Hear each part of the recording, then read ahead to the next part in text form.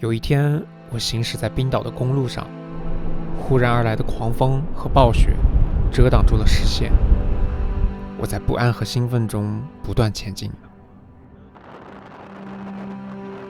传说当年冰岛举国改信基督教，于是把北欧众神像投入了这座瀑布，它也因此而得名众神瀑布。我在寒风中等待不确定的日落黄昏，终于天空中破开了一角，露出了神秘的颜色。夜幕降临，极光也如约而至。我妈呀，肉眼可见的在跳动哎！好酸啊！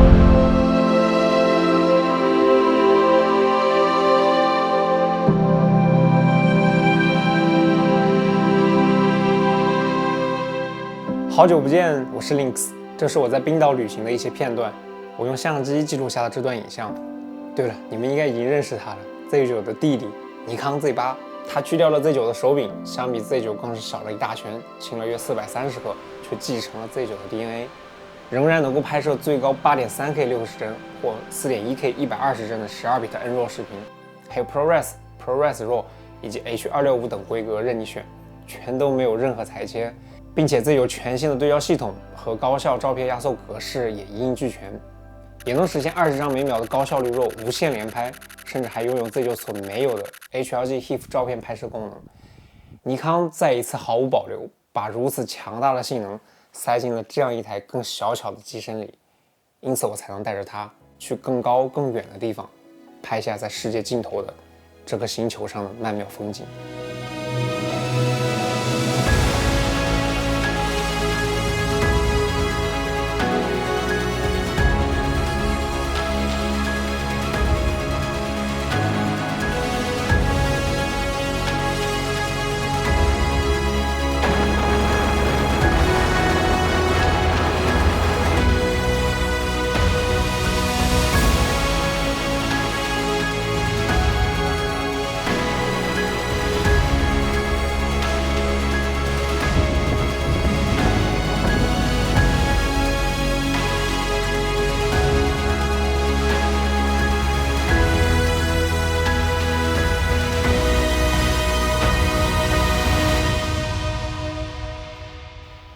Z8 在视频、照片拍摄规格以及对焦性能上和 Z9 完全一样，没有任何缩水。那和 Z9 相比，它少了什么呢？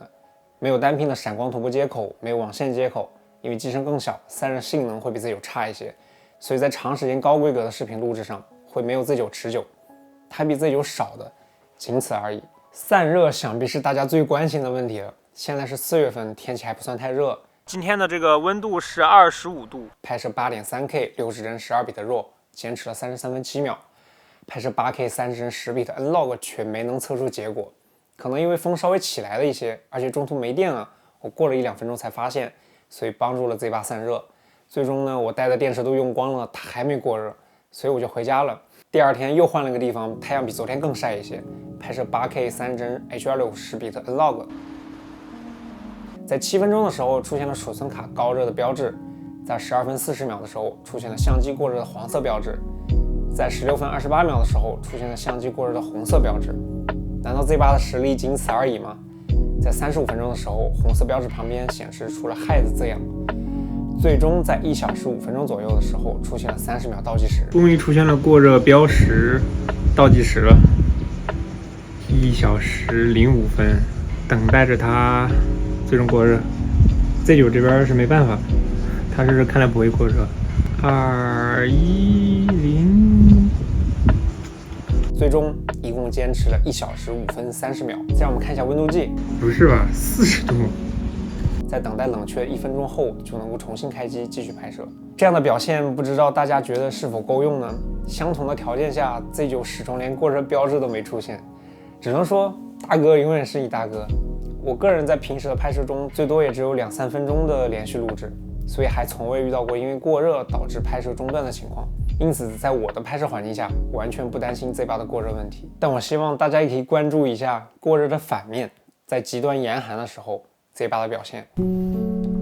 比如这样接近零下20度的气温，加上绝对超过30米每秒的风速，我都无法想象体感温度得有多低了。保温杯结了冰，稳定器失灵，我只能把我最厚的衣服都穿上，最厚的手套都戴上，才能勉强蹲在地上继续拍摄。在这些时候 ，Z8 从来没有让我失望，它就像我最信任的朋友一样，坚实可靠。Z8 官方公布操作温度范围是零下10度到40度，和 Z9 相同，比 Z6、Z7 的0到40度更加极限。因为它的可靠，才能让我在这些人迹罕至的地方记录下大多数人未曾谋面的雪山风光。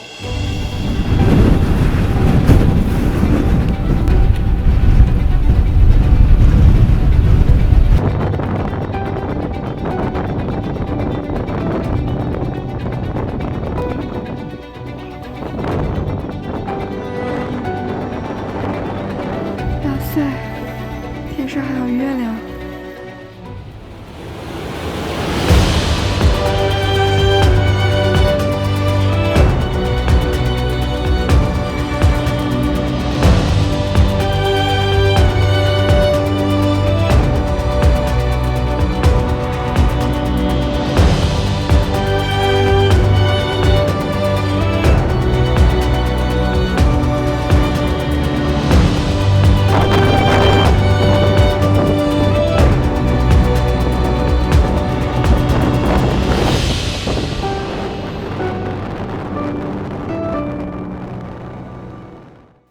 那么它比 Z9 多了什么呢？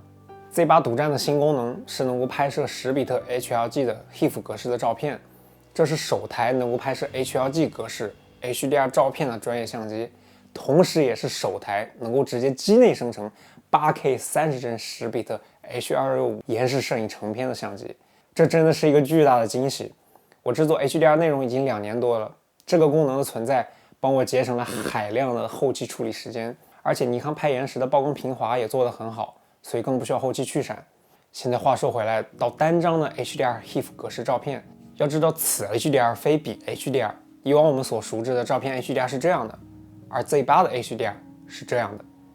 因为曾经的 HDR 概念还是被限制在一个亮度范围很小的空间范围内，只能尽可能的拉亮阴影、压暗高光来呈现更多细节，而 Z8 的 HDR 是在更加宽广的亮度范围内，把现实中原本就很亮的高光以有些刺眼的样子呈现出来，把阴影部分以细节更丰富的样子呈现出来。Z8 所拍摄的 HRG 照片更接近肉眼所看到的样子了。不得不说，这项功能真的很有魅力，但是它有一个致命的缺点，就是现阶段很难像普通照片一样传播。HDR 视频都出来这么多年了，也有越来越多的平台支持上传播放，但 HDR 显示器的普及却不容乐观。想问屏幕前的大家，有多少人正在用 HDR 显示器？更何况是 HDR 照片，现在没有任何一家网络平台支持，甚至是尼康自己的官方网站。想要看到 HDR 效果的 Z8 照片，目前只能够使用带有专业 HDR 显示器的电脑，打开尼康的 NX Studio 软件才能看到，所以现阶段是没有办法线上分享的，并且即使是在 NX Studio 里面，大部分的照片调整功能都是灰色的，无法使用。所以综上所述，在目前的大环境里， HLG 照片还无法通过任何网络平台传播，也很难发挥出它的全部价值。除此之外，它的 HLG 拍摄功能，无论是照片还是视频，在有这种大面积阴影的画面时，阴影部分会出现明显的噪点，即使是用 HLG 的起跳 ISO 400的时候也是这样，特别是取景的时候，在拍摄的过程中会看到更多噪点。虽然成片实际上没有那么多，但还是挺影响体验的。我发现使用 HLG 拍摄的时候，对曝光的要求很准确，就像大家已经习惯的拍 log 一样，如果欠曝，阴影部分就会出现大量噪点。而且拍摄 HLG 的时候，大家一定要看直方图或者示波器来曝光，不要犹豫，即使是屏幕看起来过曝的很厉害，但成片是没有问题的。所以我第一次用它的时候还不习惯，拍下的大部分照片都是欠曝的。因此我觉得要分场景来分开拍摄 SDR、N-Log 和 HLG。大家在面对高亮画面的时候，使用 HLG 规格拍摄来发挥出它更大的优势，因为它能比 N-Log 记录下更多高光的层次和细节，这个是靠后期很难实现的。比如这里的树，还比如登山遇到雪暴时，我抬头看到的这个画面，刺眼的太阳和被狂风扬起的雪粒，每一寸细节都让我觉得历历在目。总体来说，虽然这个格式目前还有一定的问题在，但我觉得尼康开了一个好头，我相信这一定是未来照片的发展方向。以往我的评测视频都是 SDR 的，但 Z8 真的太特殊了，它身上不论是视频还是照片都流淌着 HDR 的 DNA， 所以这期评测视频也是基于 HDR 规格的，希望能够让大家切身体会到 Z8 所拍摄的 HDR 效果。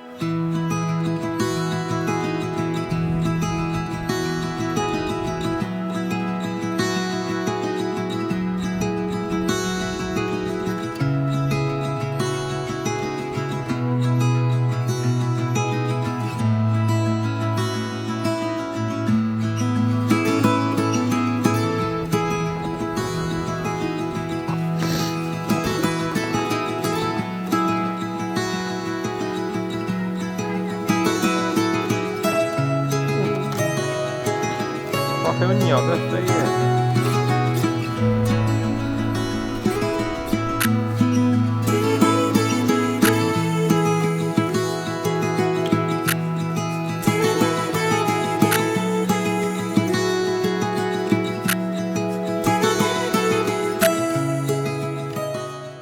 那么问题来了，当一台相机的参数规格能够满足你几乎所有的拍摄需求的时候，你会用它拍什么？你知道的，相机的参数聊起来只是纸面上冷冰冰的数字，但当你用它的取景器看世界的时候，这些参数就会变成一支笔，把你眼中看到的风景绘声绘色地描绘出来。当我经历了几个小时的徒步，最终找到原始森林里的洞窟的时候，我用 8.3K 60帧12比的 RAW 视频拍下了从洞窟里抬头看出去的视角，每块石头上的苔藓和纹理都鲜好笔线。当我在黑夜中奋力攀登，最终抵达雪山山顶的时候，我用4500万像素记录了雪山上的闪耀繁星。当我开着心爱的小尼去越野，闯过水坑的时候，我用 4.1K 120帧12比的 RAW 拍下了人眼都难以定格的慢动作瞬间。在一个阳光的午后，当我和小猫一起玩耍的时候，我用 3D 追踪对焦和20张每秒的无限连拍，记录下了小猫跃起的决定性瞬间。今年1月，我飞越大半个地球，在冰岛的东海岸邂逅了一只野生麋鹿，我赶快拿着100-400下车，在风雨中手持这颗超长焦镜头，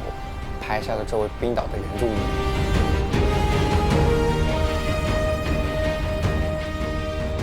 人类是从什么时候开始可以用影像呈现出这些美好画面的呢？从摄影术被发明到发展到现在，已经过了几百年，摄影也延伸出了很多领域，商业摄影、艺术摄影、画意摄影等等。但是追溯到摄影被发明的最初，其实就是为了记录我路过这个世界，并写下了一帧。这真在飞舞啊！我从来没见过这样的，正好在自己头顶，这真是爆发了，算是。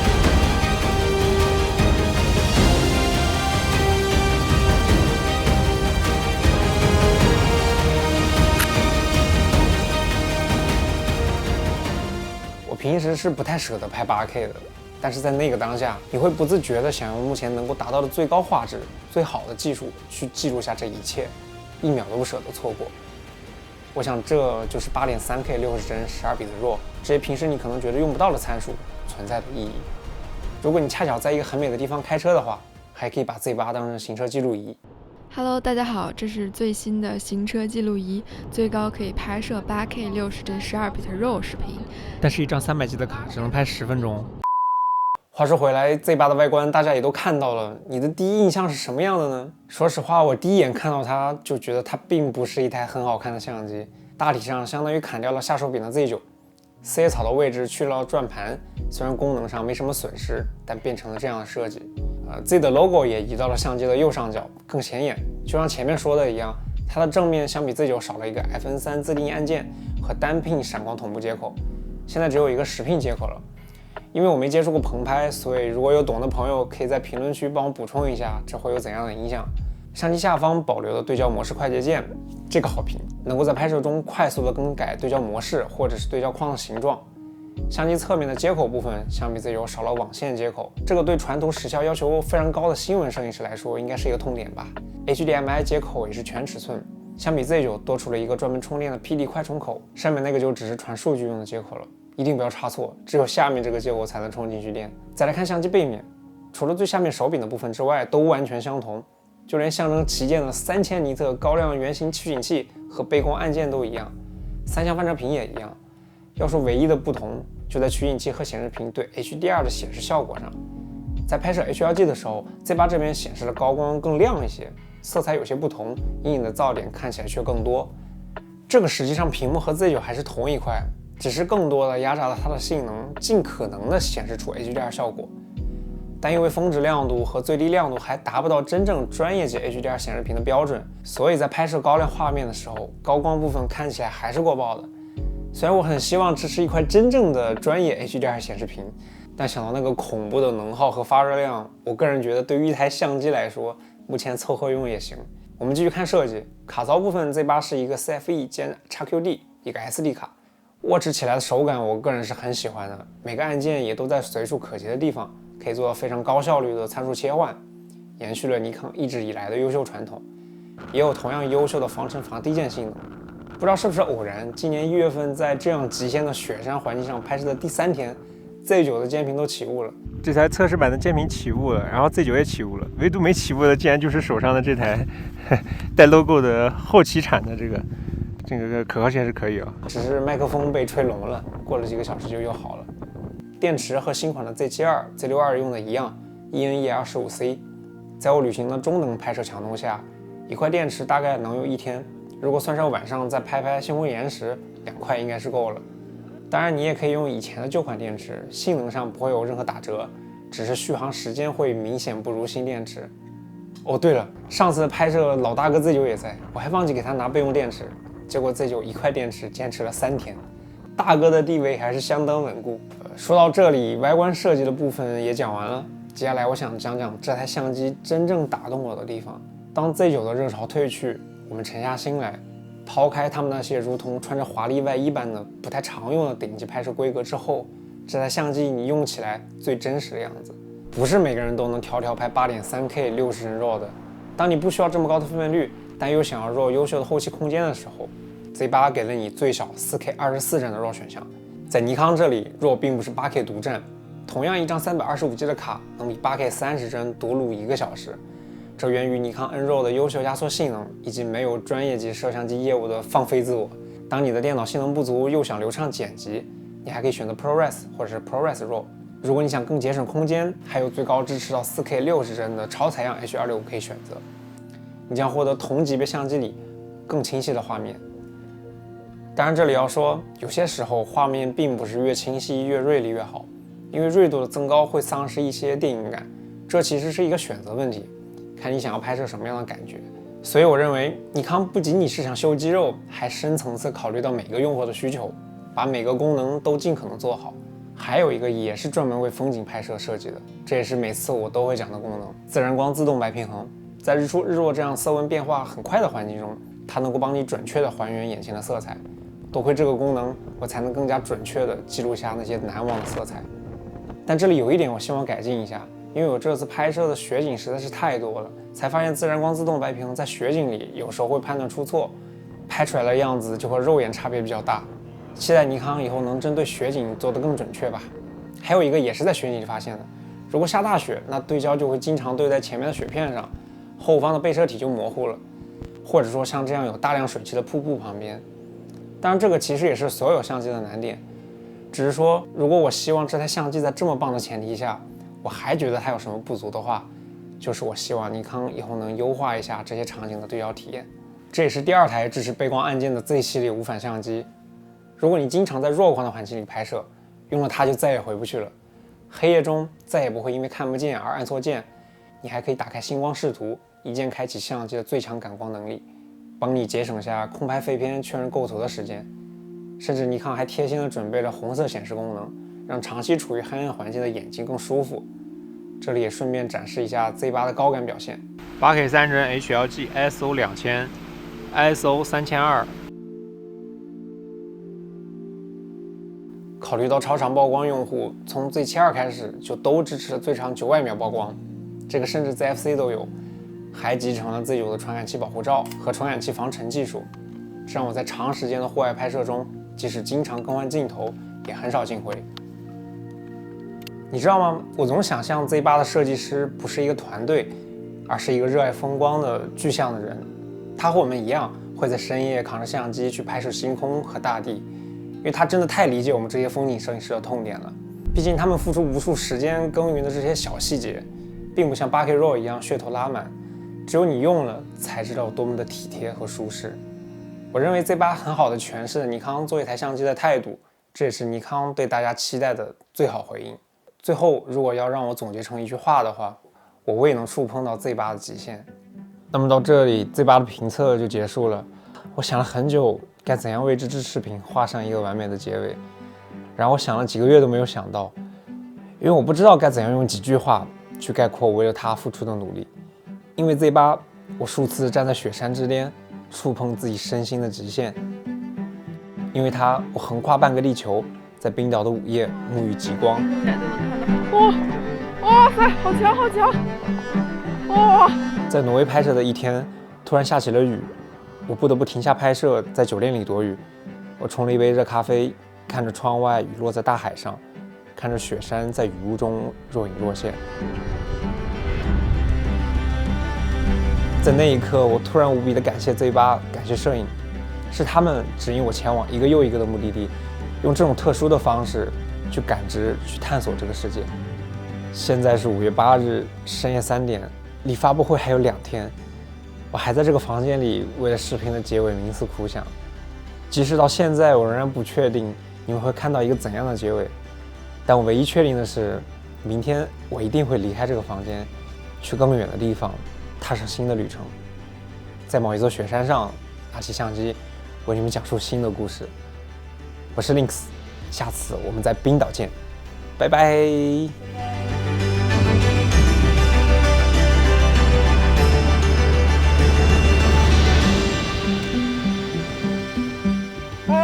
看这个视频，他妈直接扔进雪里了。这算是杀青了吗？我靠！不要这样。今天是1月13号，今天早上10点钟。你们拍的这些都特别好，非常感谢。然后我们今天就先去下山，好好大吃一顿了。